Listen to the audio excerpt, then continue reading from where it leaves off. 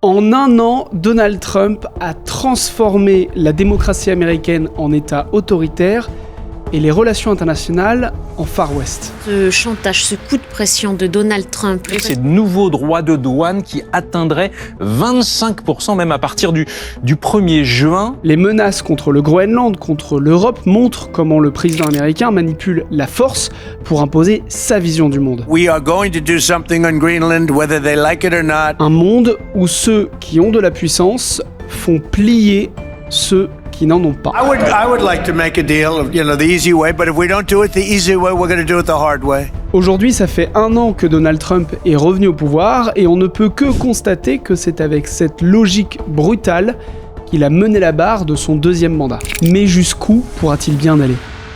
Pour faire le bilan de cette année de Trump version 2.0, eh bien on a invité 2 de nos journalistes, Sonia Delessal-Stolper. Bienvenue Sonia. Salut. Comment vas-tu ? Très bien, merci. Tu es chef du service international de Libération et à tes côtés Frédéric Autran. Salut Fred. Salut Corentin. Comment vas-tu ? Ça va, merci. Tu es un de nos journalistes au service international, spécialiste des États-Unis. Moi je m'appelle Corentin Courtois et vous regardez le Libescope.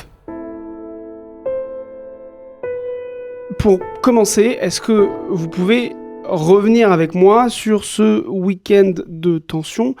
Qu'est-ce que Trump nous a fait entre samedi et dimanche ? Qu'est-ce qui s'est passé ? Alors, on va démarrer par... En fait, ça devient un petit peu un thème récurrent et presque une blague à la rédaction quand on se dit bon week-end, puisqu'on sait qu'en général, le week-end, il y a tout le temps quelque chose qui se passe grâce à Donald Trump. Donc la dernière fois, c'était quand même l'enlèvement de Maduro au Venezuela qui s'est aussi passé un week-end. Donc en fait, on a été modérément surpris. Ce qui s'est passé très concrètement, c'est que le Groenland, on a compris que Trump répète, et ce qu'on a pris et ce qu'il avait dit d'ailleurs... très très peu de temps après son arrivée au pouvoir le 20 janvier dernier, c'est-à-dire que le Groenland l'intéressait et qu'il voulait l'annexer, l'envahir, etc. Ce qu'on avait pris à l'époque pour une boutade, c'est poursuivi, c'est renforcé. Et aujourd'hui, on prend plus ça du tout pour une boutade, vu qu'on a vu ce qui s'est passé au Venezuela. Et donc, effectivement, toute la semaine dernière, il a insisté très lourdement, y compris après des rencontres avec des représentants du Danemark et du Groenland, sur le fait que quoi qu'il arrive et quoi qu'il en soit, et quoi que quiconque dise, il allait récupérer le Groenland, l'acheter ou l'annexer. Il y a eu une petite réaction européenne pour la première fois un petit peu virulente, dont certains pays, dont la France, ont annoncé l'envoi de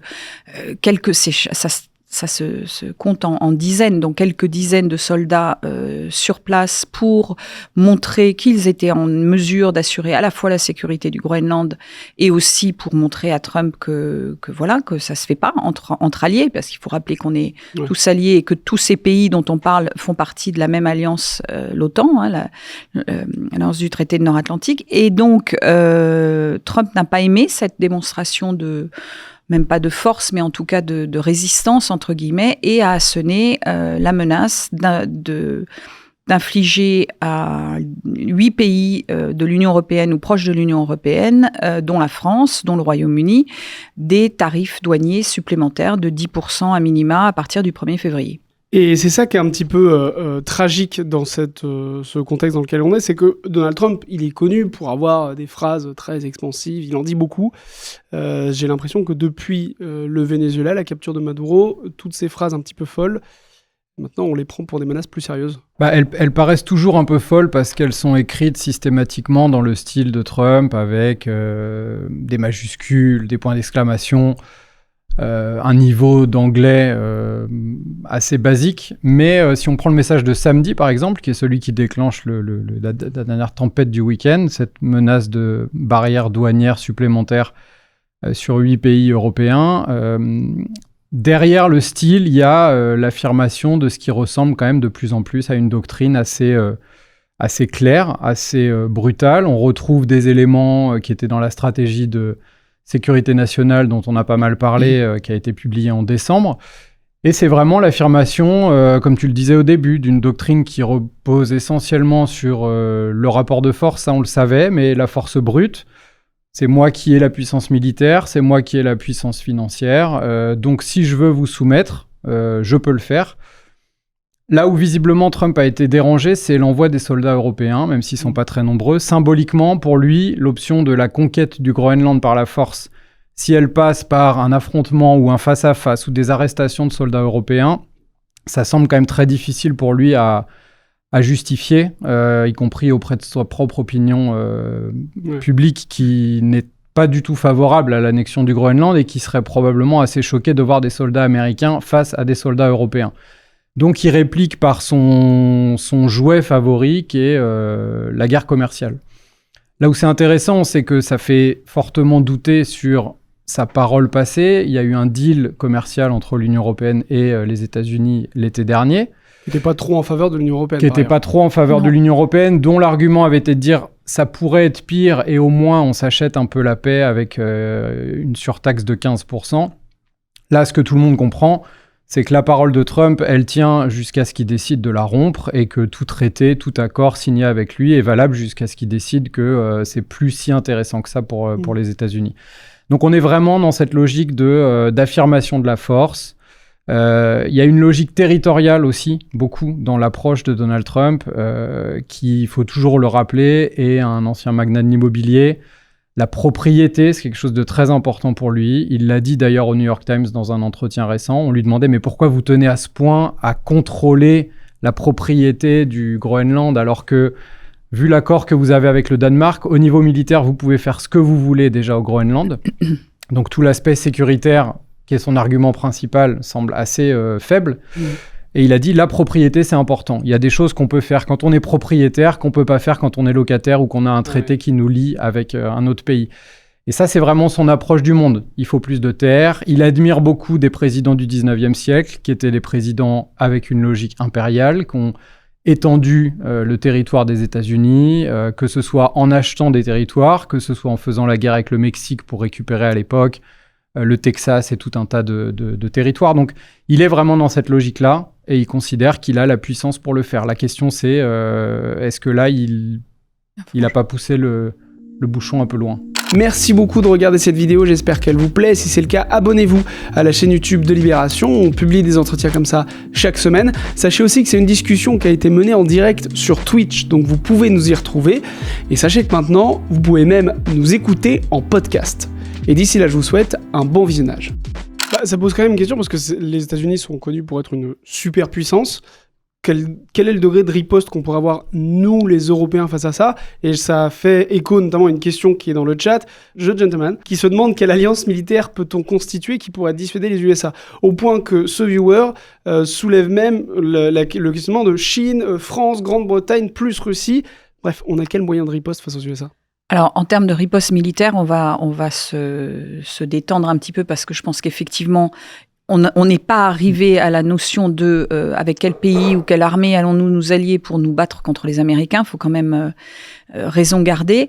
Et par ailleurs, ce que soulignait Fred à l'instant, c'est que en fait, l'envoi de ces militaires européens pour témoigner de leur solidarité avec le Danemark et le Groenland a en fait, d'une certaine manière, eu le résultat que Trump, visiblement, a d'ores et déjà abandonné l'option militaire. Donc là, il se tourne vers l'option commerciale.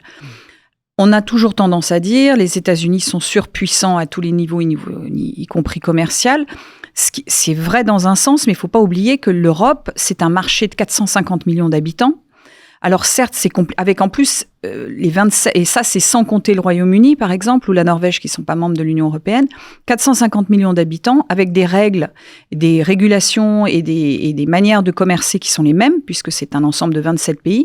Alors la difficulté c'est que ce sont 27 pays, donc il faut arriver à se mettre d'accord, c'est toujours plus compliqué, mais il y a un vrai poids commercial. Les États-Unis sont le premier partenaire commercial de l'Europe sur les exportations et le deuxième je crois sur les importations, donc c'est un énorme marché pour les États-Unis et vice-versa, évidemment.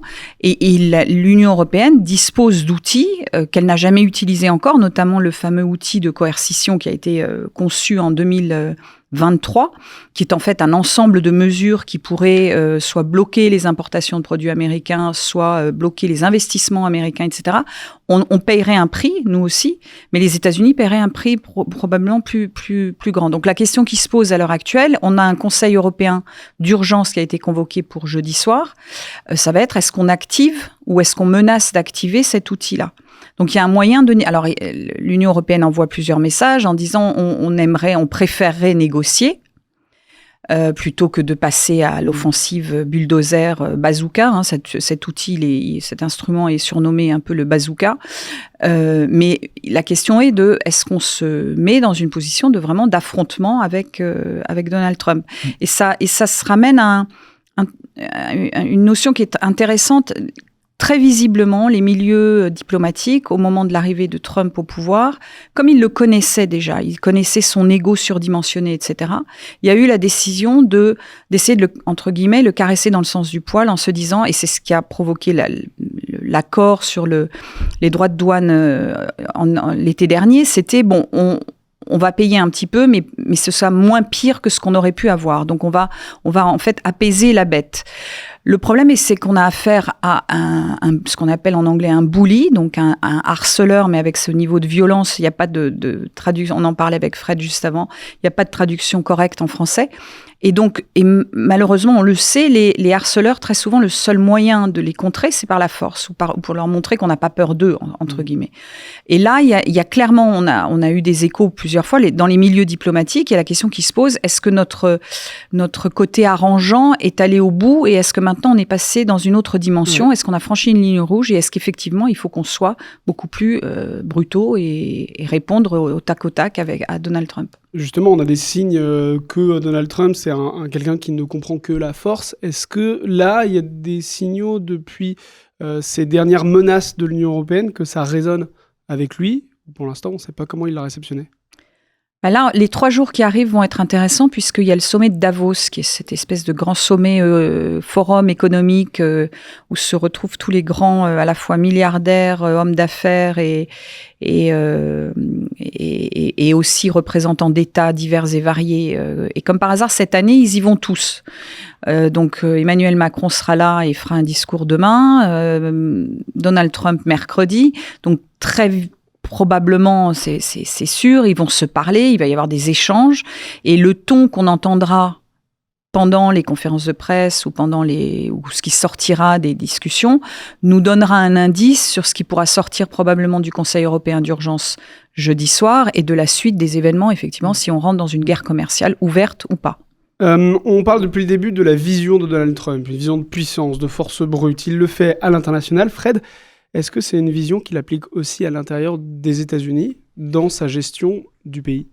Oui, les images qui nous arrivent de Minneapolis notamment, là, depuis le début de l'année, où il y a des opérations anti-migrants menées par la fameuse police ICE, qui est la police de l'immigration aux États-Unis, qui est en première ligne pour cette chasse aux migrants en situation irrégulière, que Donald Trump a promis de mettre en place pendant son second mandat. C'était l'un de ses principaux thèmes de campagne et il le fait effectivement depuis le début de l'année dernière. Et donc là, on voit ce déploiement de force de ces policiers surarmés, très souvent masqués, assez peu facilement identifiables. Donc ça, c'est l'un des éléments très visibles du déploiement de force voulu par l'administration à l'intérieur des États-Unis. Pour rester sur ce dossier migratoire qui est assez central dans la politique de Trump, ça fait partie de son ADN politique depuis le premier jour de sa première candidature en 2015.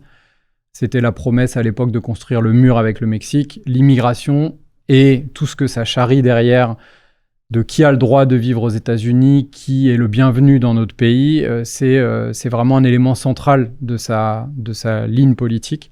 Donc l'autre manifestation de force, c'est le déploiement à la frontière avec le Mexique, où il a déployé plusieurs milliers de soldats, ce qui a eu pour conséquence, avec d'autres actions qu'il a prises, de tarir totalement les flux d'arrivée à la frontière sud. Donc en ça, On peut dire que c'est un vrai succès pour lui, en tout cas, de pouvoir dire, après des années de Joe Biden où il y avait énormément d'arrivées à la frontière, ce qui a coûté très cher à Kamala Harris pendant l'élection de 2024, il a réussi à bloquer quasi intégralement, je crois qu'on est sur une baisse de l'ordre de 94% depuis le début de l'année par rapport à la dernière année du mandat de Joe Biden sur les arrestations à la frontière. Et donc, dans cette croisade migratoire, l'objectif maintenant, c'est d'arrêter le maximum de gens à l'intérieur des États-Unis et d'en profiter, et ça rejoint ce que tu disais sur la force, il en profite à chaque fois pour envoyer justement un message de puissance, et il le fait principalement dans les grandes villes qui sont, pour la plus grande majorité d'entre elles, dirigées par des démocrates. Ce qui donne par ailleurs cette impression de rapport de force, de tension, et c'est exactement ce qu'on voit à Minneapolis aujourd'hui, où on se retrouve quand même, et il faut mesurer, parce qu'on perd souvent le fil avec Trump, qui est dans cette logique de sidération permanente. Là, on a aujourd'hui, dans une phase un peu en suspens, Trump qui a mobilisé 1500 soldats d'actifs, donc des militaires de l'armée américaine, qui ne sont pas encore sur le terrain, mais qui sont prêts à être déployés à Minneapolis. Et on a en face de Trump le gouverneur démocrate, Tim Walz, qui est donc un peu le président du Minnesota, qui est l'État où se trouve Minneapolis, qui, lui, a prémobilisé la garde nationale du Minnesota. Et donc tout le monde s'interroge, est-ce qu'on pourrait avoir dans les jours qui viennent l'armée fédérale américaine déployée par le président et l'armée de réserve de l'État du Minnesota déployée par le gouverneur démocrate? Pour quelle mission? Dans quel contexte? Avec quel risque de face à face, avec au milieu de tout ça 3000 agents de la police ICE. Voilà, on est dans ce moment un peu où tout le monde... J'ai décrit une atmosphère de guerre civile. Mais oui, mais on n'y est pas, mais il y a l'inquiétude, elle est réelle. Les ingrédients sont présents, et c'est pas nouveau. Il y avait eu les images de Charlottesville pendant le premier mandat de Trump. Voilà, cette crainte... latente, qui pour l'instant s'est pas matérialisée autrement que peut-être par l'assaut du Capitole, qui était quand même un épisode de très forte tension et d'une partie d'un électorat qui envahit un symbole du pouvoir pour empêcher la certification de l'élection de Joe Biden. Voilà, il y a eu déjà des moments de forte tension, et certains redoutent que peut-être, oui, à un moment, on aboutisse sur peut-être pas une guerre civile généralisée, mais en tout cas des scènes de guerre civile. Et c'était très intéressant autour de Minneapolis, juste après le meurtre, on peut dire, de Ronnie Good. Merci, de Ronnie Good, pardon. C'était assez impressionnant de voir les appels au calme des autorités de Minneapolis, parce que justement, elles savaient pertinemment qu'une étincelle qui ferait exploser la rue, en gros, risquerait de donner, en fait, un feu vert ou une carte blanche à Trump pour dire « Regardez, c'est le bordel, donc en fait, j'envoie mes militaires pour rétablir l'ordre », puisqu'il persiste à dire que dans toutes les villes, de toute façon, des États-Unis, d'une importance moyenne à importante et qui sont aux mains des démocrates, sont toutes des repères de fous furieux où l'insécurité est folle, etc., etc. Et il y a une vraie atmosphère de peur aussi qui s'est instaurée. Les exemples que donnait Fred sur ICE, c'est on lit tous les jours des témoignages de jeunes étudiants qui expliquent qu'ils partent, ou de jeunes écoliers qui disent « Moi, je vais à l'école sans savoir si je vais retrouver ma mère ou mon père le soir à la maison. » Il y a des gens qui ne vont plus au boulot parce qu'ils ont la trouille d'être attrapés juste pour délit de faciès et d'être envoyés au Mexique, qu'ils aient d'ailleurs leur papier ou pas leur papier, quoi. Et c'est pour ça qu'on parle vraiment d'une atmosphère de terreur dans les grandes villes américaines. C'est terrible. Mais du coup, puisque la politique migratoire, c'était l'un des piliers dans la campagne de Donald Trump, est-ce que ça veut dire que les Américains sont contents de ce qu'il fait? Alors non, si l'on en croit les sondages. C'est toujours difficile de sonder la population américaine. Il faut toujours se rappeler qu'on parle d'un pays immense, très divers. Voilà. Mais en tout cas, les sondages montrent que la cote de popularité de Donald Trump est autour de 36%, dans le dernier baromètre de Gallup, qui est l'institut qui suit la popularité des présidents depuis la Seconde Guerre mondiale, donc un historique important, ce qui est très bas pour un président à ce stade de son mandat. Il a perdu une dizaine de points depuis le début de l'année. Et sur la majorité des sujets importants, que ce soit l'immigration, que ce soit la politique étrangère, que ce soit le coût de la vie, il est jugé majoritairement négativement par la population américaine. Sur le sujet de l'immigration en particulier, il y a l'impression que les sondages sont très négatifs sur les méthodes employées par ICE. Il y avait une forte demande, ou en tout cas une demande majoritaire au sein de la population américaine de tarir les flux, ou en tout cas de les contrôler davantage à la frontière mexicaine. Donc en ça, sa politique n'est pas forcément perçue de manière négative. En revanche, les images qui arrivent de toutes les grandes villes, la façon dont ces opérations sont menées, le fait qu'elles ciblent de plus en plus, parce qu'il y a derrière une logique de quota qui est imposée par la Maison-Blanche, qui veut atteindre 1 million d'expulsions par an. Ils ont fini l'année, d'après leurs statistiques, dont on n'est pas certain, autour de 600 000.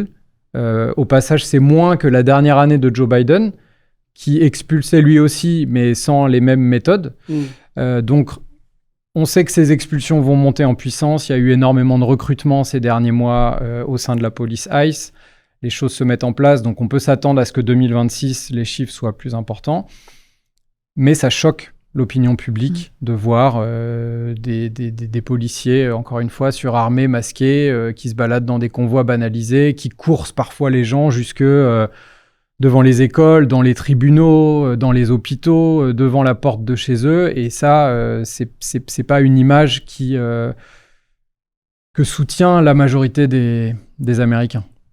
Mais si je peux ajouter juste un mot, paradoxalement, il n'y a pas forcément non plus de vrais mouvements de rejet absolu et complet. On n'a pas encore dans les rues, dans les villes, dans les campagnes, de mouvements de révolte absolue. Et on a notre correspondant aux États-Unis, je me permets, j'en profite pour faire un petit peu de publicité, mais Benjamin Delille, qui revient de Virginie occidentale, qui est un des États les plus pauvres des États-Unis, qui a voté à plus de 70%, je crois, pour Donald Trump, qui est un pays, une région extrêmement défavorisée.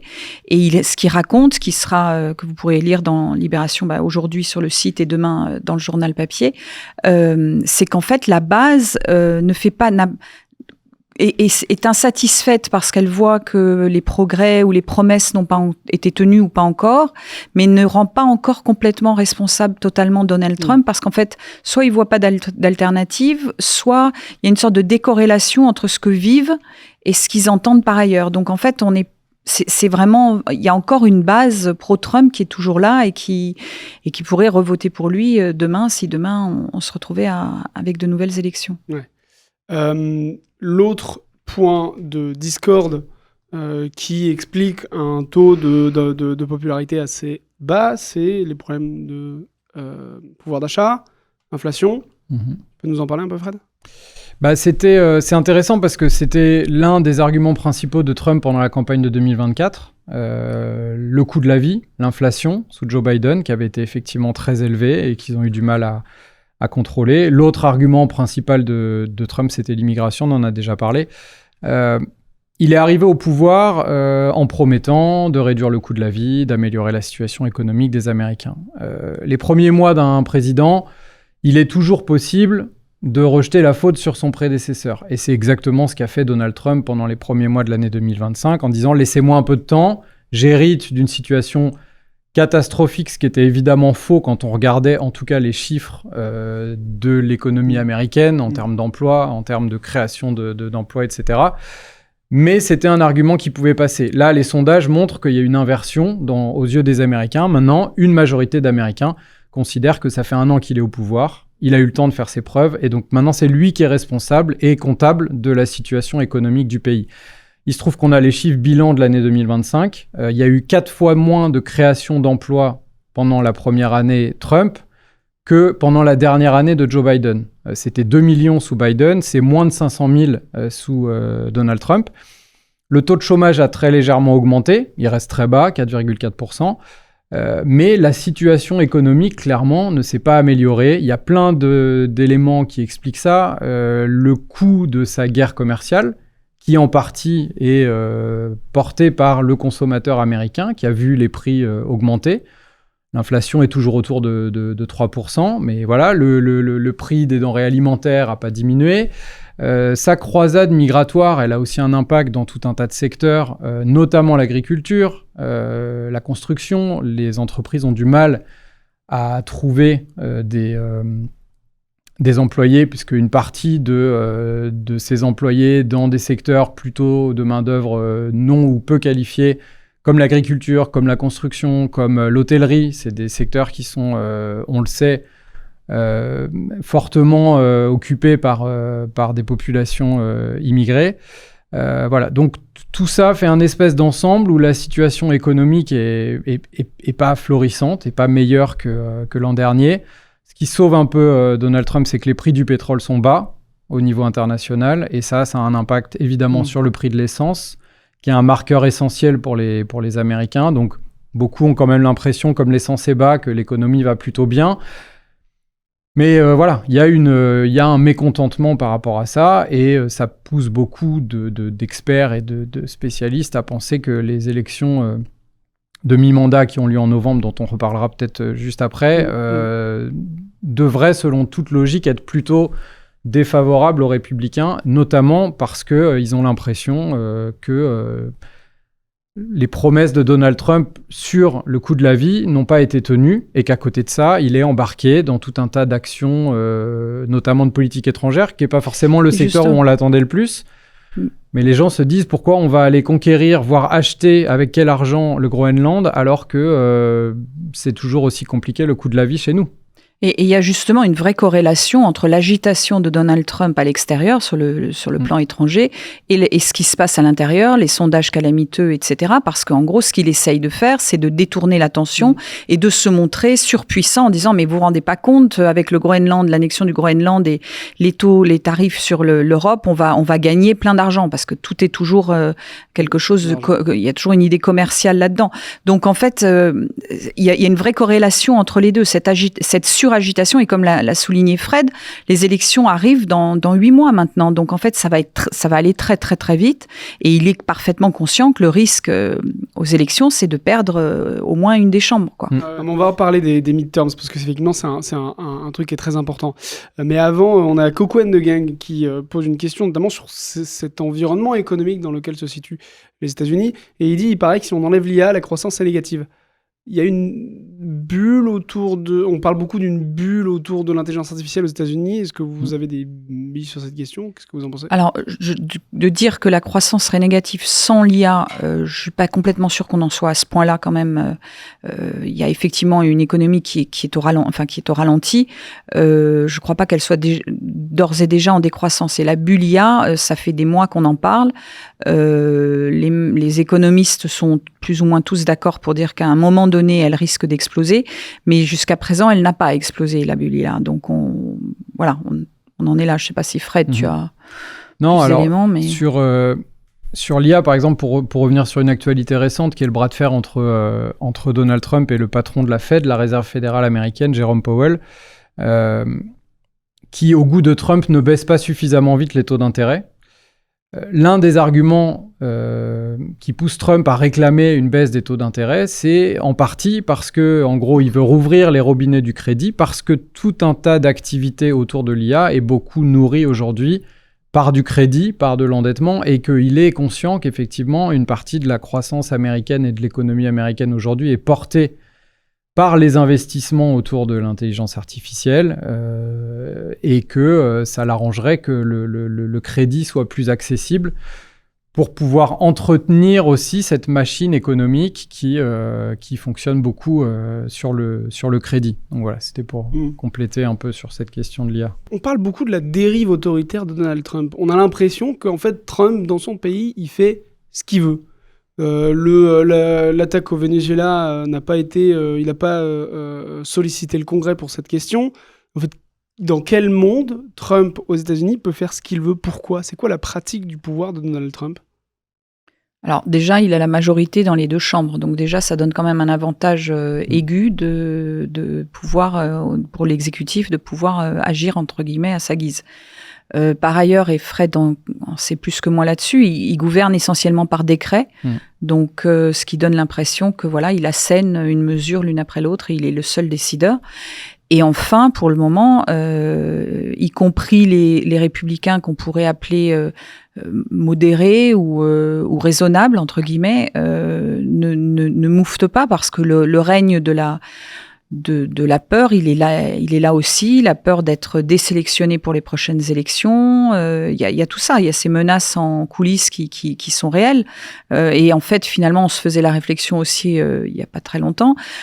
Ce qu'on entend, les quelques rares critiques de Donald Trump qui restent encore assez mesurées, ce sont souvent des élus qui ne se représenteront pas aux élections de mi-mandat de novembre. Donc en fait, en gros, ils n'ont plus rien à perdre. Ouais. Sur cette question des décrets, c'est intéressant parce que c'est effectivement son arme principale, alors qu'on aurait pu penser qu'avec la majorité dans les deux chambres, il pouvait aller chercher des grandes lois, passer par le Congrès. Clairement, c'est pas son intention, à l'exception de sa grande loi budgétaire qui a été adoptée en février, dont on reparlera peut-être. Mais sur cette question des décrets, il en a adopté plus de 200 depuis le début de l'année 2025.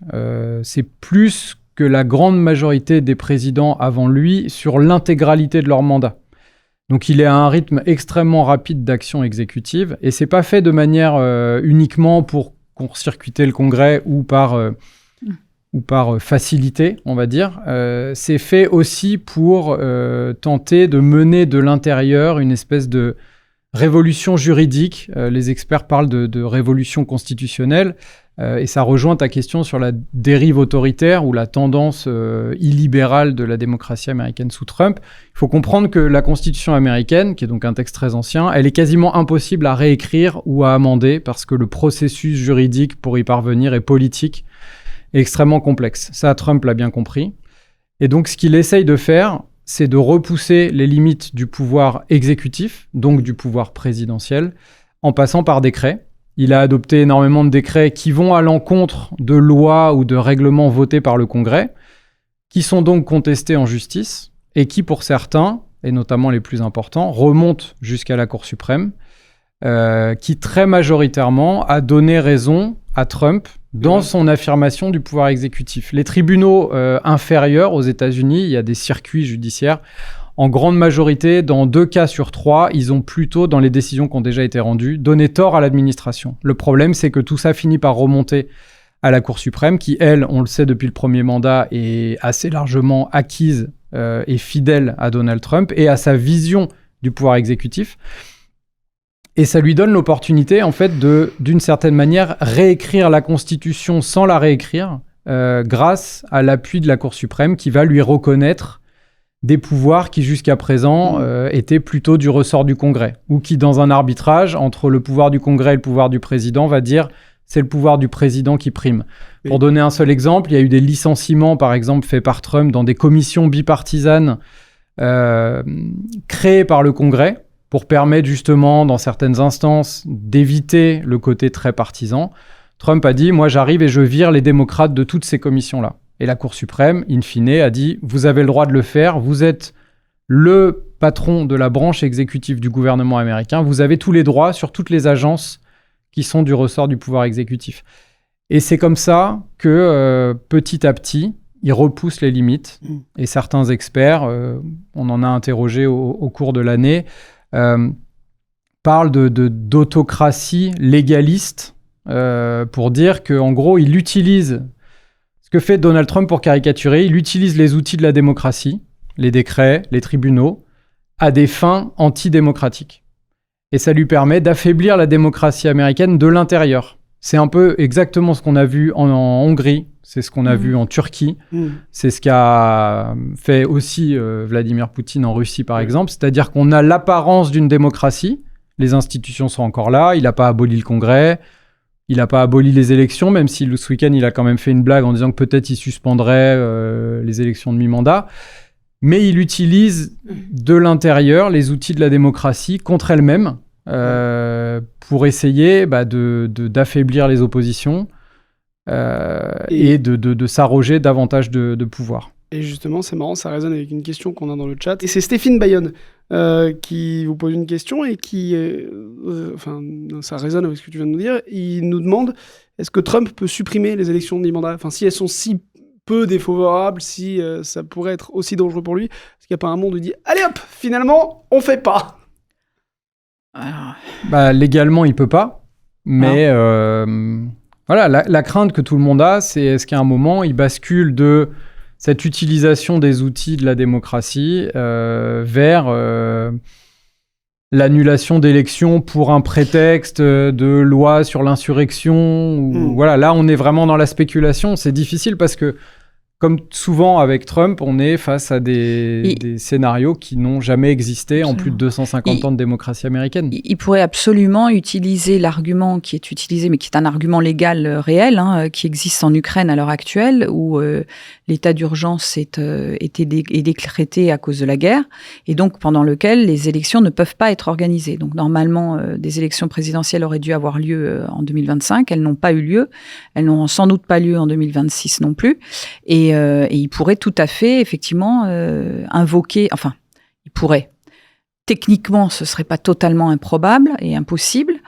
Encore aujourd'hui, je pense que même après 1 an de Trumpitude, comme on les appelle, on continue à... Enfin, ou peut-être qu'on s'accroche encore à des lueurs d'espoir en se disant que s'il allait s'il franchissait cette limite-là, qui serait quand même la limite ultime de contester des élections prévues par la Constitution, etc., qu'il y aurait quand même un mouvement de réaction au sein du pays, que ce soit de l'opinion publique, des élus, etc. Mais, comme dit Fred, on est dans une espèce de terre inconnue qui jour après jour nous surprend un peu plus, et chaque fois qu'on pense qu'une limite a été franchie et qu'on peut plus aller plus loin, il trouve un moyen d'aller encore plus loin. Donc à ce que tu dis, il y a une réaction de Sacha Garcia dans le chat qui se demande, tu parles de l'Ukraine, mais en l'occurrence il nous soulève que l'Ukraine pour le coup est vraiment en guerre. Alors de son côté, comment Trump il pourrait justifier un truc pareil ? S'il y a des grandes villes comme Minneapolis qui s'embrasent, qu'il envoie la police fédérale et qui décrète l'état d'insurrection, et que ça se produit dans plusieurs villes, et il dit il faut que je rétablisse le calme, donc je dois décréter cet acte-là sur tout le pays, et il dira on est en état de potentielle guerre civile, donc ça impliquera pourquoi ne pas organiser d'élections. Tu me coupes si je dis des bêtises, Fred, mais non, mais si on pousse à l'extrême le raisonnement, quoi. Voilà, ouais. Non, mais on en est arrivé où les limites, on a fini par comprendre que les limites sont sans cesse repoussées par Donald Trump, et on en arrive de fait à se poser des questions sur des sujets qui, avant son irruption sur la scène politique américaine, étaient totalement inenvisageables. Et c'est pour ça que je parlais au début des phrases un peu hallucinantes que pouvait lâcher Trump depuis le début de son mandat. Là maintenant, ces phrases hallucinantes, depuis qu'il a fait la capture de Maduro au Venezuela, on les prend plus au sérieux. Donc c'est... Mais il y a un truc marrant, on en parlait ce matin, il y a un acronyme qui existe sur les marchés financier au niveau de l'économie qui s'appelle le TACO.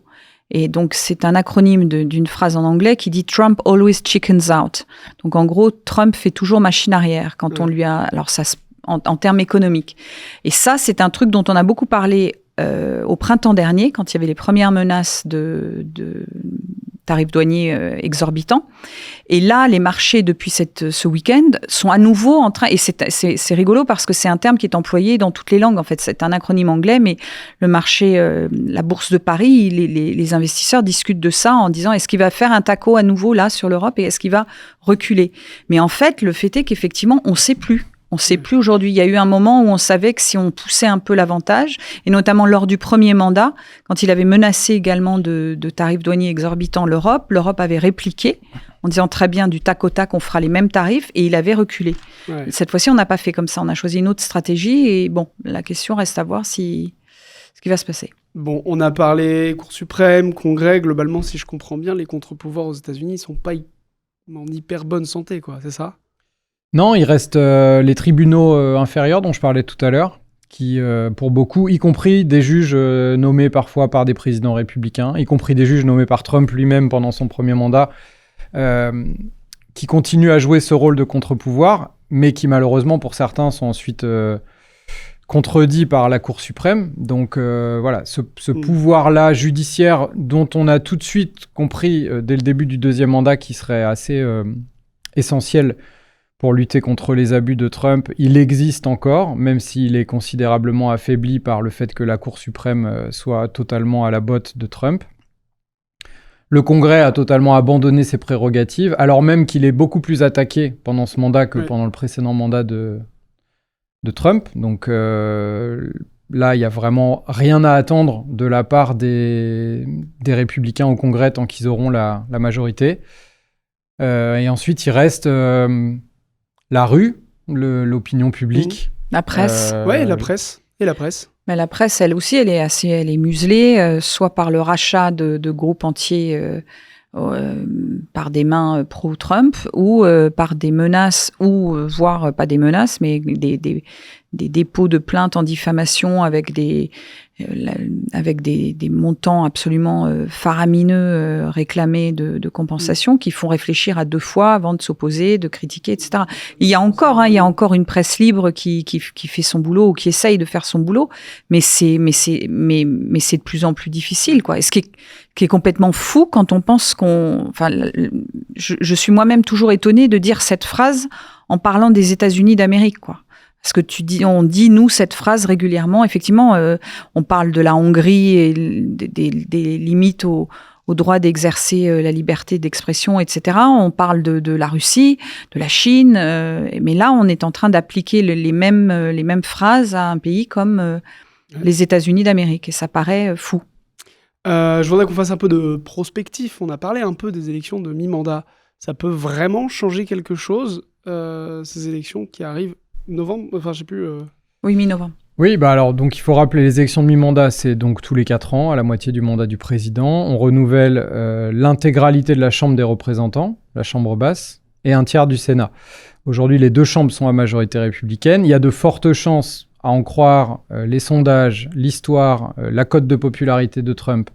Quand on met tout ça bout à bout, on est encore loin, c'est début novembre, donc on va rester prudent. Mais à ce stade, si les élections avaient lieu aujourd'hui, il est fort probable que les républicains perdraient leur majorité à la Chambre des représentants, probablement assez largement, même si Trump a tout fait pour essayer de bétonner son avantage compétitif à la Chambre des représentants, notamment en allant demander au Texas et à d'autres États de redécouper les circonscriptions pour s'assurer encore plus de sièges, sauf que ça a été contré notamment en Californie par le gouverneur démocrate. Donc, malgré ces tentatives de la part de l'administration de sécuriser des sièges garantis, il semble quand même probable que les républicains perdent la Chambre des représentants.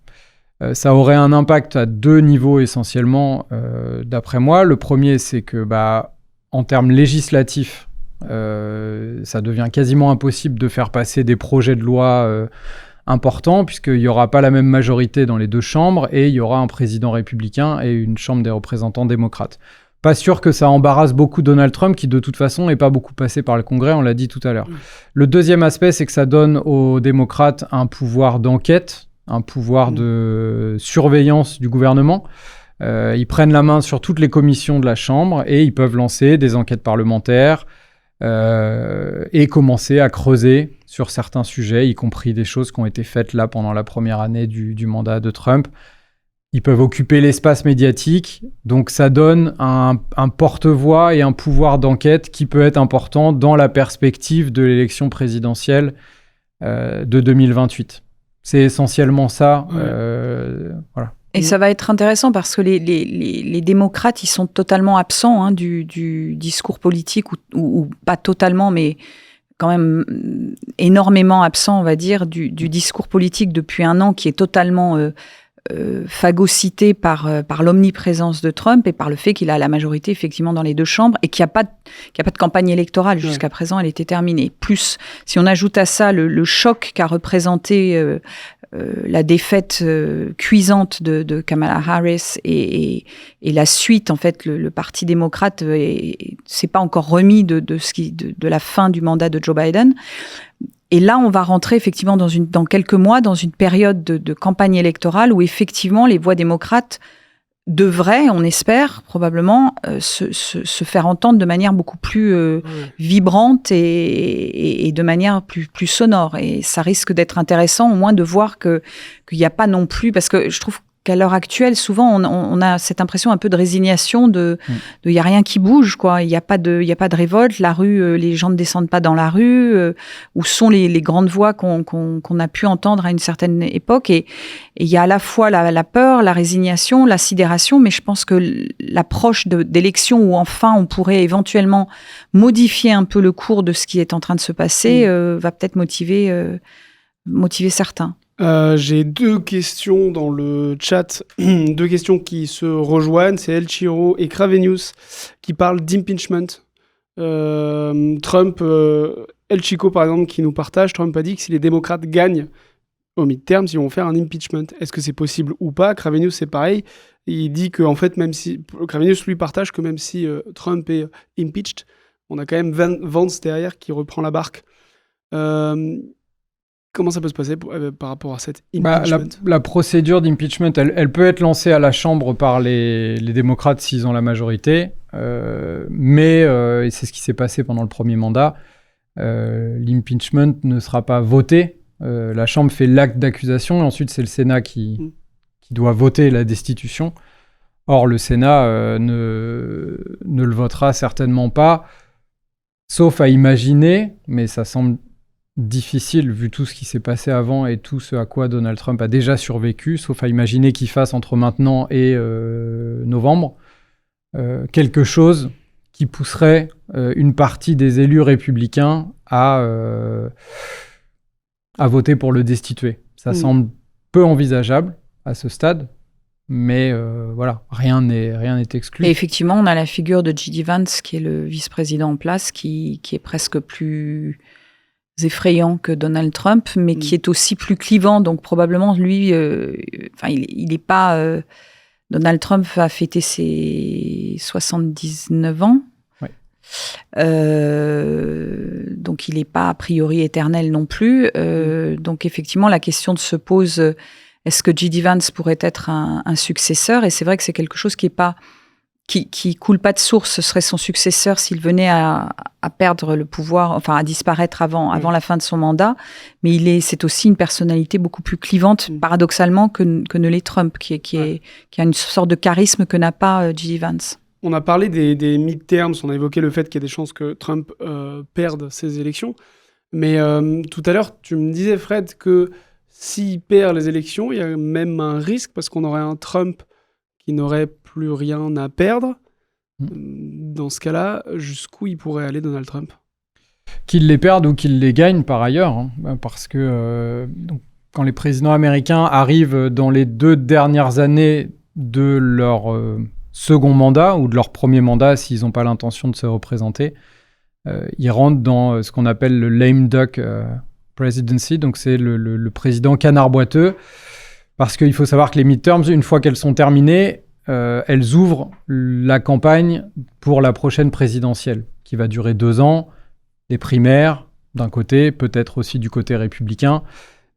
Donc, toute l'attention va être tournée vers ce qui se passera au Congrès si les démocrates ont repris la majorité à la Chambre, et ce qui se passera sur le terrain de la campagne présidentielle. Ça laisse à Donald Trump assez peu d'espace pour exister. Or, on sait quand même qu'il aime bien exister, voire être ultra dominant dans tout l'espace politique et médiatique.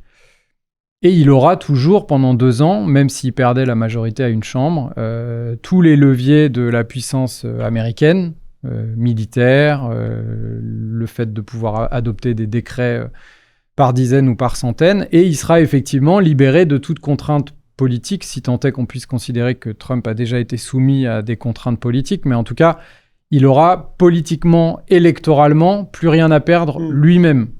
Et ça le rend encore plus imprévisible et possiblement encore plus dangereux que ce à quoi on assiste encore là ces derniers jours, par exemple, avec le Groenland. Et ça inquiète beaucoup d'observateurs qui mettent en garde, pour certains depuis des années, sur la dérive de Donald Trump et qui disent aujourd'hui on n'est pas prêt à avoir un Donald Trump qui n'a plus rien à perdre.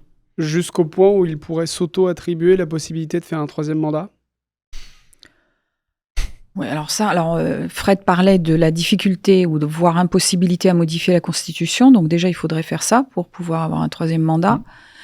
Et là, on passe encore dans une autre dimension. Alors, l'annulation des élections de mi-mandat, c'est déjà un truc totalement presque surréaliste. Mais là, l'imposition d'une possibilité de troisième mandat, là, on rentre dans un État autoritaire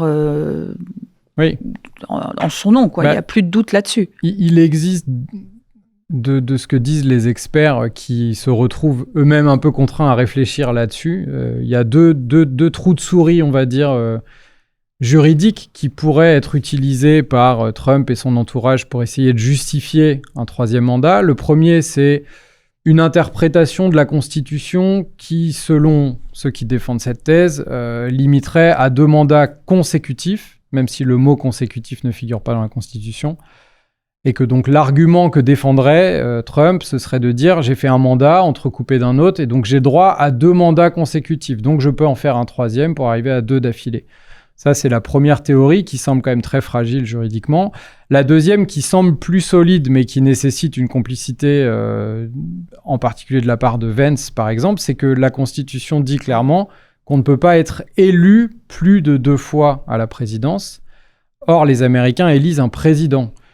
Certains experts disent « rien a priori ne s'opposerait à ce que, par exemple, J.D. Vance soit le candidat, que Donald Trump soit le candidat à la vice-présidence, donc pas élu officiellement par les Américains, et que si Vance, ou il mettrait quelqu'un d'autre à la place de Vance, démissionnait au premier jour de son mandat, le vice-président devient automatiquement le président, sans avoir été élu, donc sans avoir enfreint la Constitution, mais avec un mandat à terminer de quasiment 4 ans. » Voilà, on en est, encore une fois, comme tout à l'heure, avec la guerre civile, sur des spéculations qui semblent totalement lunaires, mais qui, à un moment, arrivent dans le paysage politique. Le problème, c'est qu'il va plus vite que les scénaristes de HBO et Netflix. Donc voilà. Aujourd'hui, on le voit bien que les rapports entre l'Union européenne, l'Europe et les États-Unis sont atteints. Est-ce que ces rapports peuvent se reconstruire dans le futur? Comment ça peut se passer dans une Amérique post-Trump, par exemple? Ou est-ce qu'elles sont... on part sur quelque chose où l'Europe va de plus en plus être autonome des États-Unis? On a eu déjà des accros dans la relation transatlantique. La plus récente, probablement, à part ce qu'on est en train de traverser aujourd'hui, c'est celle post-guerre en Irak. Où c'était très très tendu avec la France, mais pas seulement. La relation s'est reconstruite ensuite, par essence, et quand même, si on est un tout petit peu, et si on essaye quand même d'être un tout petit peu rationnel, la relation entre les 2 blocs, on peut dire, est une relation qui est supposée être une relation d'amitié, d'alliés. On est dans la même organisation de défense, l'OTAN. On a des échanges commerciaux extrêmement élaborés. Il y a d'autres grandes puissances dans le monde qui essayent de creuser aussi leurs avantages. Donc on a intérêt à avoir des relations cordiales, puisque jusqu'à présent, on avait... à peu près les mêmes valeurs, etc. Donc, je pense que c'est pas du tout impossible, évidemment, de renouveler ou de relancer la relation transatlantique. Après, tout dépend aussi jusqu'où on va, quoi, dans le déchirement et dans le... Ce qui est très intéressant, c'est que pour l'Europe, qui se voit souvent peut-être plus petite et moins puissante qu'elle ne l'est en réalité, c'est aussi déjà, la guerre en Ukraine a été une sonnette d'alarme terrible qui s'est dit, mais en fait, on dépend uniquement des États-Unis et on n'a aucun moyen de protéger notre front Est, finalement, par nos propres moyens. Donc ça, c'est en train, on en est encore loin, mais c'est en train on va dans ce sens, ou en tout cas de plus en plus dans ce sens. Et c'est vrai que là, aujourd'hui, avec une Europe qui se dit, mais en fait, finalement, on est squeezé, resserré entre les États-Unis et la Russie, et finalement, il faut qu'on tienne sur nos 2 pieds. Donc le problème étant qu'on est 27 pays, à minima, et qu'il faut trouver une voie commune, quoi. Mais bon, j'ai tendance à être peut-être optimiste, mais j'ai plutôt tendance à penser que ça doit être possible, oui. Fred, pour faire un dernier bilan de cette années avec Donald Trump au pouvoir aux États-Unis. Toi, comment est-ce que tu qualifierais la pratique du pouvoir de Donald Trump ? Parce que tout à l'heure, tu me parlais carrément de pratiques mafieuses. Comment tu qualifies la pratique du pouvoir de Donald Trump ? Je pense que c'est ça. Je pense que c'est vraiment ça. Sonia disait tout à l'heure bully pour harceleur. Il y a un côté le gros dur de la cour de récré, mais avec un pouvoir démesuré. Et effectivement, ce qui nourrit ça,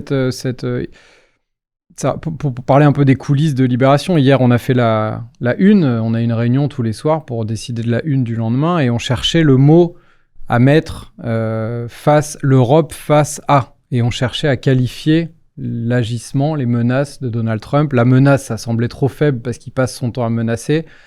On était parti sur l'ultimatum, ça nous semblait aussi encore un peu faible. Et on est arrivé sur le racket.